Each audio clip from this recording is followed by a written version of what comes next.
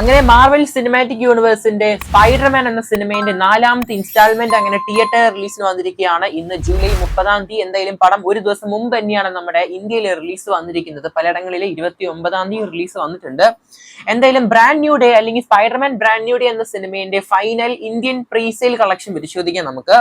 അതിന് മുമ്പ് ആദ്യം കാണുന്നതാണെങ്കിൽ സബ്സ്ക്രൈബ് ചെയ്യുക. സിനിമ കണ്ടവരാണെങ്കിൽ മറക്കാതെ പടത്തിന്റെ അഭിപ്രായങ്ങൾ കമന്റ് ചെയ്യപ്പെടുത്തുക ചൂടോടെ തന്നെയായിട്ട്.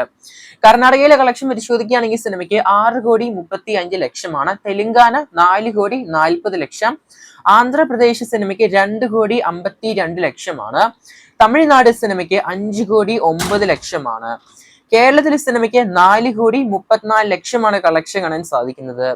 എന്തായാലും കേരളത്തിലും സ്പൈഡർ ആരാധകർ വേറെ കുറവൊന്നുമില്ല. നല്ലൊരു അഡ്വാൻസ് ഫാൻ ഷോസ് ഒക്കെ നമ്മൾ കണ്ടതാണ്. നമ്മുടെ ടോം ഹോളൻഡ് നമ്മുടെ കൊച്ചിയിലെ തിയേറ്റർ അങ്ങ് ഉദ്ഘാടനം ചെയ്യുന്നത്.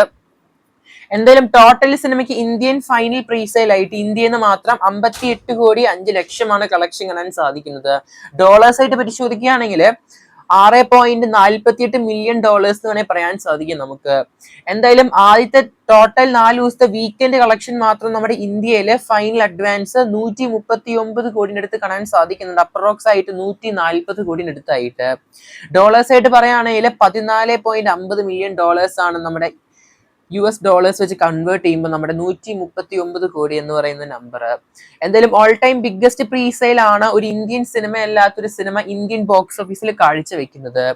എന്തായാലും 2ാമത്തെ ഹയസ്റ്റ് പ്രീസെയിൽ അഡ്വാൻസ് തന്നെയാണ് ഈ വർഷം നമ്മുടെ ദുരന്തർ 2 ശേഷം നമ്മുടെ സ്പൈഡർമാൻ ബ്രാൻഡ് ന്യൂ ഡേ എന്ന സിനിമ കളക്ട് ചെയ്തിരിക്കുന്നത്. വേൾഡ് വൈഡ് സിനിമയുടെ ബോക്സ് ഓഫീസ് ഒക്കെ ഓപ്പണിംഗ് ആയിട്ട് കേൾക്കാൻ സാധിക്കുന്ന ഫൈനൽ പ്രീസെയിൽ ഉൾപ്പെടെ ആയിട്ട് 1,500 കോടിയുടെ മുകളിലൊക്കെയാണ്. എന്തായാലും മാർവൽ സിനിമാറ്റിക് യൂണിവേഴ്സിലെ അടുത്തൊരു വമ്പൻ ബിഗ് തിങ് തന്നെയാണ് സ്പൈഡർമാൻ ബ്രാൻഡ് ന്യൂ ഡേ എന്ന സിനിമ എന്ന് വ്യക്തമാകുന്നുണ്ട് ബോക്സ് ഓഫീസിലൂടെ.